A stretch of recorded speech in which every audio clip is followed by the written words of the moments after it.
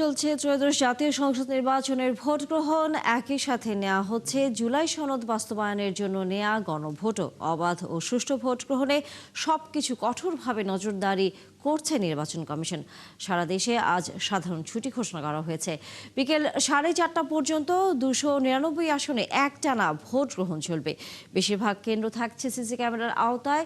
বহুল প্রতীক্ষিত এই ভোটে বিএনপি, জামায়াতে ইসলামী, জাতীয় নাগরিক পার্টি ও ইসলামী আন্দোলন বাংলাদেশ সহ 50টি দল অংশ নিচ্ছে।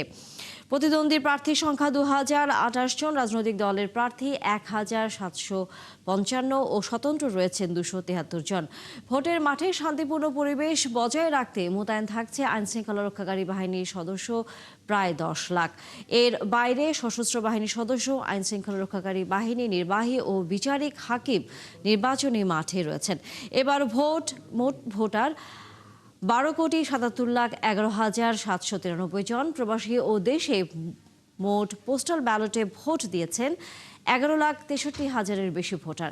নির্বাচন বিশ্লেষকদের মতে নির্বাচনের ফলাফল নির্ধারণে ফ্যাক্টর হবে 4.5 কোটি তরুণ ভোটার।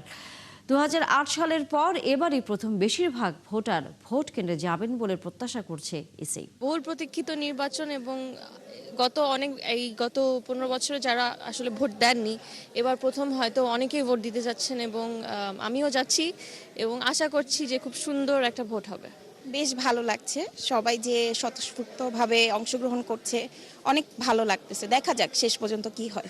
এখন কয়টা বাজে? এখনই যদি এত লম্বা হয় তাহলে তো বেলা বাড়লে অনেক লম্বা, অনেক ভিড় হয়ে যাবে।